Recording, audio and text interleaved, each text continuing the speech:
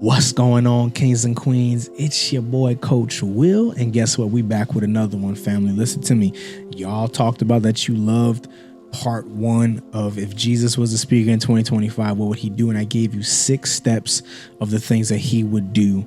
And I said, yo, if they like it, we'll do a part 2. And here is the part 2, all right, of that. What would Jesus do if he was in 2025? How would he conduct his speaking business? What would he do to be able to grow it, to be able to scale it? What would he do to be able to capture the attention of many people around the world? And so we're going to break down the last 6 steps that will be able to use in your speaking business, implement them, and be able to take your consulting business, speaking business to a whole other level. All right, so let's get to it. Do me a favor, like, share, and subscribe. And I promise you this, all right, if you like more of this, or most importantly, put in the comments what other subjects that you would like for us to touch on. Again, this platform is uniquely designed for you. Okay, it's designed for you to get you what you need and how you need it, so that way you can go out here and make an impact in the marketplace. All right, let's go. Okay, so number 7. Okay, Jesus was speaking parables, aka storytelling. Let me say this to you. There was once a wise man that said, facts tell, stories sell.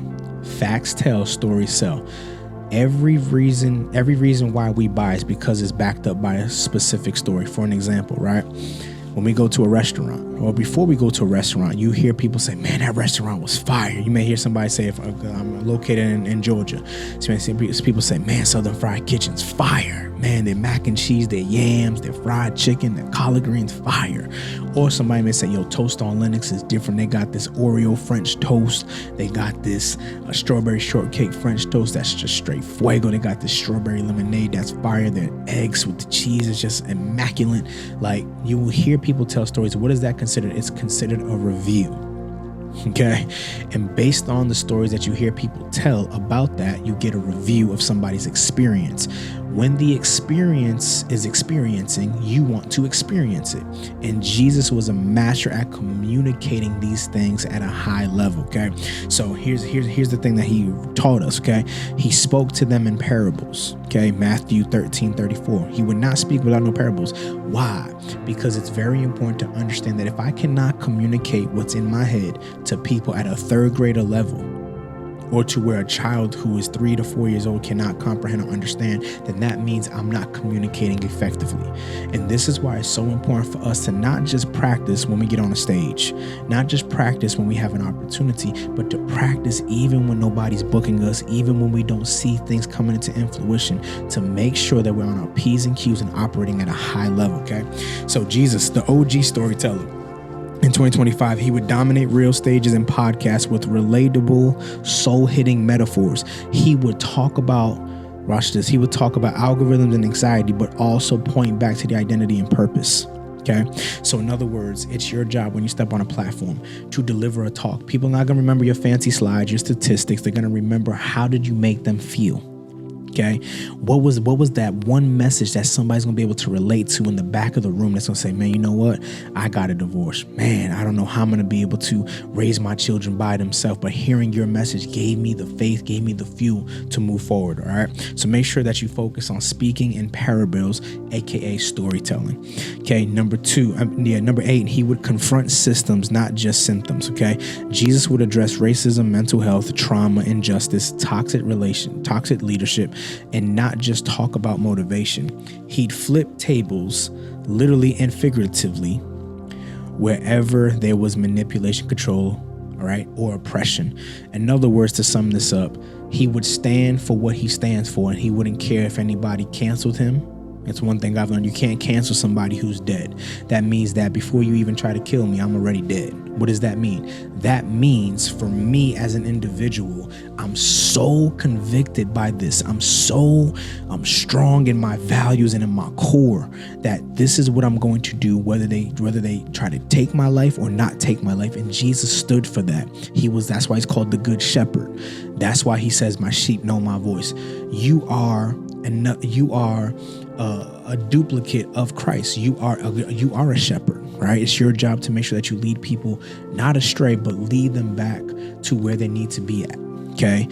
There's a lot of wolves out here, a lot of sharks, people that's just so cunning people that's so crazy out here, and they'll do anything for fame, money, even manipulating people and for their own personal gain. But Jesus stood for something. I'm telling you right now, if you stand for something, don't bend, don't break, and understand that you have to see yourself and say, I don't need them, they need me. Not in a cocky way, not in an arrogant way, but really saying like, yo, if it doesn't match with my values, if it doesn't match with who I am, I'm not doing it. And Jesus understood that, yo, I'm going to confront these systems. I'm going to let you know that this is wrong, right? This is not how you treat another human being. And again, my question to you is what you stand on. And do you just take any stage or any microphone? Do you just get on any flyer just to say, hey, I'm seen? Because again, let me say this to you. It's more better to be integral than to be seen. Okay, there's a lot of people who are on stage that they don't have no integrity. They're compromising. Some people view people as bumming seats. Hey, we get 100 people in here, we make $250,000. We don't even care about the people. We're going to put a couple people on stage and act like actors, and they're going to give you a little bit of game, but they ain't going to give you everything that you need just to be able to get you in the room and use you, manipulate you to go buy something else after you already bought a ticket. Okay, so just be very mindful and cautious that, yo, confront systems. Stand for what is right. That's why Dr. King died. That's why Nelson Mandela passed away, because they standed for something that was right. What are you standing for? Okay. Number 9, mentor the next generation. Let the little children come to me. Matthew chapter 19, verse 14. He'd raise up Gen Z and lead with love and purpose. His workshops would be filled with 13-year-olds writing books, 16-year-olds starting nonprofits, and college kids healing from generational trauma. So in other words, okay, it's your job to find your mentees, okay, and train them with everything that you got. Here's the thing. It's not your job to fear your replacement. It's your job to prepare your replacement, because you're only as good as the people who replace you. Okay.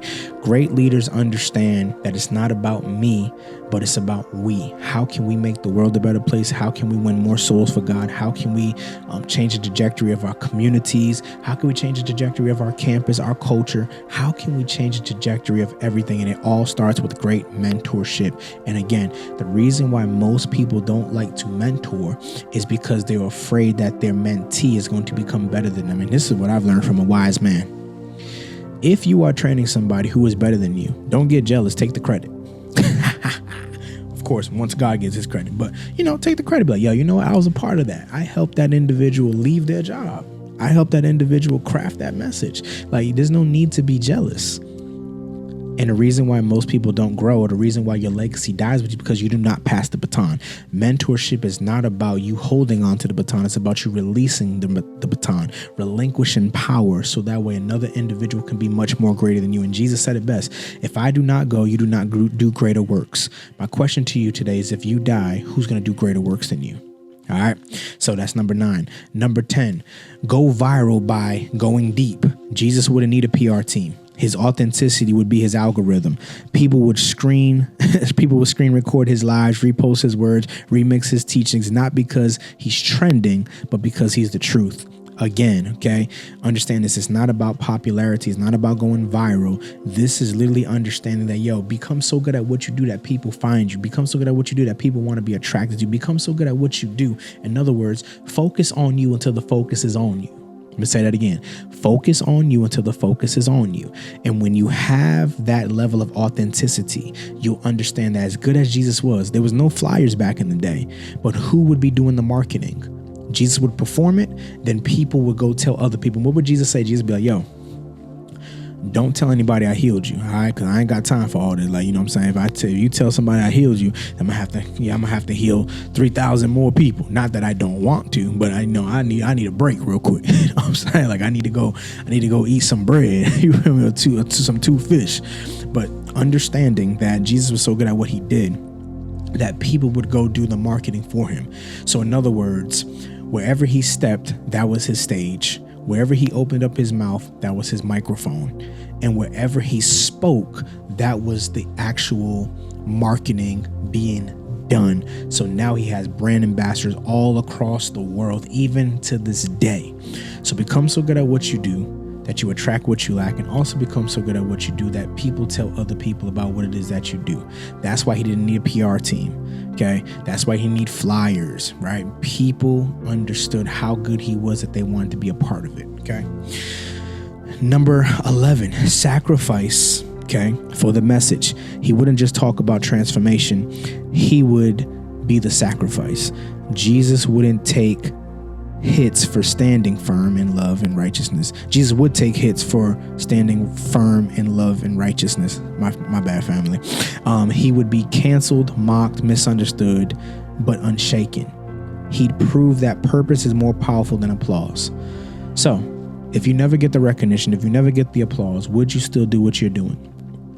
Okay, if people don't like your reels, if people don't like your posts, if people don't like your stuff on LinkedIn, if people don't rock with you, would you still stand for the purpose more than the applause? Because let me say this to you.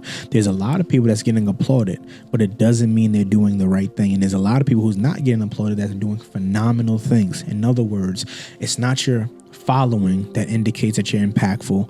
It's not what people talk about underneath your comments to make you impactful. You know you're impactful when you're changing the world where nobody's watching. What is that at? Your home. Your greatest level of ministry, your greatest level of business will be done when nobody's watching you. And this is why it's so important to make sure that you sacrifice for the message. That means that, I'm willing to make sure that I do things correctly, so that way the next generation or my mentee or the people that are around me can actually understand that this is how you do things in decency and order and operate in a high level of excellence. Okay. And then number 12, leave a legacy that speaks beyond the stage. This is good. Okay. This is one of my sayings that the Holy Spirit gave to me years ago. Don't live just to exist, but live to be remembered. And some of you're living to be forgotten. Okay. This is why it's important. Jesus wouldn't just leave notes. He would leave a movement. Let me say that again. That's good. Jesus wouldn't just leave notes. He would leave a movement, family. He would empower others to do greater works. His speaking wouldn't end at the mic. It would multiply through every healed heart, every activated calling, every life transformed. My question to you, family, is, are you leaving a legacy, or are you being forgotten? Are you leaving a movement, or are you just leaving notes? Are you just taking notes, or are you actually implementing? Because at the end of the day, no matter how many events you attend, no matter how many stages you hit, if you're not doing it for a greater cause, if you're not doing it to actually change the trajectory of the world and to win souls for God and to expand the kingdom or to make an impact just in general, I promise you, you're not going to take things to another level. And in summary, if Jesus was a speaker in 2025, he wouldn't be booked. He'd be sent. He wouldn't chase influence. He'd carry impact. And he wouldn't just give you goosebumps.